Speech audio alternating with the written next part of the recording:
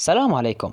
يعتبر طاقم الروكس من أحد أكثر الطواقم في ون بيس غموضاً وأكثرهم قوة وشهرة في الأنمي كله، وذلك لقوتهم وطغيانهم في القصة.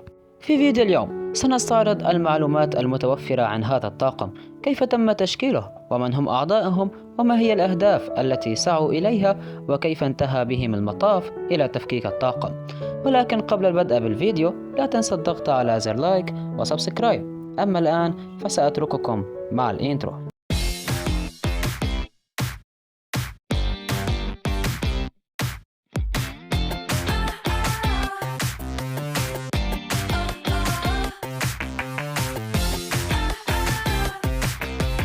في البداية، من هم طاقم الروكس؟ قراصنة الروكس كان طاقم أسطوري قبل 40 عاما من القصة الحالية لسلسلة ون بيس. كان قائد الطاقم روكس ديزيبيك، واعتبروا أخطر طاقم قراصنة في زمانهم، وحكموا وسيطروا على البحار قبل صعود روجر وطاقمه. وصرح الكاتب إيتشيرو أودا في 14 عام 2022 نبذة عن حياة الروكس، وقال فيها أن الروكس هو أقوى قرصان في العالم وفي ون بيس، والذي طمح ليصبح ملك العالم.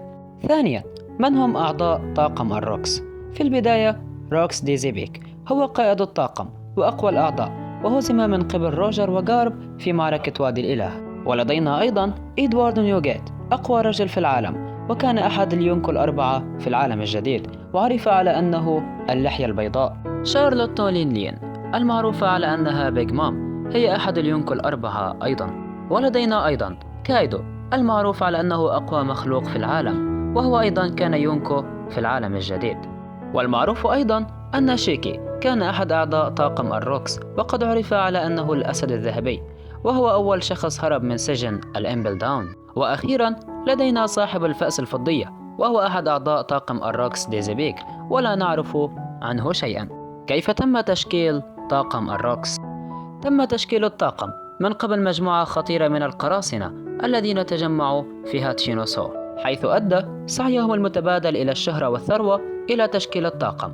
وفقا لسينجوكو، كانوا عنيفين جدا ويقتلون الأصدقاء والأعداء على حد سواء، تسبب افتقادهم إلى العواطف في مقاتلة أفراد الطاقم بعضهم بعضا باستمرار حتى أثناء وجودهم في البحر. وبسبب هذه العلاقة الضعيفة بين بعضهم البعض، يميل الأعضاء إلى التقليل من حديثهم عن ذكرياتهم في الطاقم، وهذا ما أدى إلى أن يكون تاريخهم غير معروف نسبيا للجيل القادم من القراصنة والبحرية على حد سواء. كان يعتبر قراصنة الروكس طاقما قويا للغاية مع إمكانيات مذهلة، واعتبروا تهديدا للعالم بأسره وليس فقط لحكومة العالم، وكانوا أقوى القراصنة في عصرهم، واعتبرت قوة الطاقم في ذلك الوقت الأكثر تهديدا للحكومة العالمية. لذلك قررت الحكومة التستر عن أفعالهم هذا. وقد ذكر في الفصل 1049 من مانجا ون بيس أن روكس ديزيبيك كان معجبا بقوة كايدو كثيرا، وطلب من اللحية البيضاء دعوته من أجل الانضمام إلى الطاقم. كيف انتهى حال الطاقم؟ وما الشيء الذي أدى إلى تفكك الطاقم وذهب كل عضو في حال سبيله؟ بعدما زاد طغيان طاقم الروكس كثيرا على العالم، وأصبحت نفوذهم كبيرة حول العالم بأسره، وأصبحوا خطرا حقيقيا على العالم، واقتربوا من تحقيق هدفهم المرجو، وهو السيطرة على العالم. في النهاية تطلب الأمر تحالفا بين جولدي روجر وموكي دي غارب لهزيمتهم، وهو ما تسبب في اختفاء قائدهم روكس ديزيبيك، والذي بدوره أدى إلى تفكيك، وذلك في معركة سمع العالم صداها في وادي الإله. ومن شدة قوة هذه المعركة، جزيرة وادي الإله أو الجود فالي لم تعد موجودة في عالم ون بيس اليوم. في النهاية يعتبر هذا الطاقم من أهم الأشياء التي حدثت في عالم ون بيس، فقد أثر بشكل كبير في القصة، وكان له مكان كبير في كتابة التاريخ.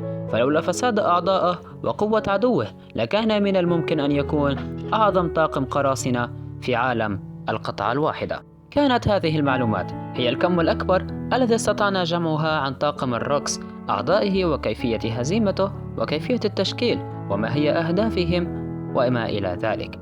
إن أعجبك الفيديو لا تنسى الضغط على زر لايك وسبسكرايب تشجيعا لنا لنستمر بنشر المزيد إن شاء الله.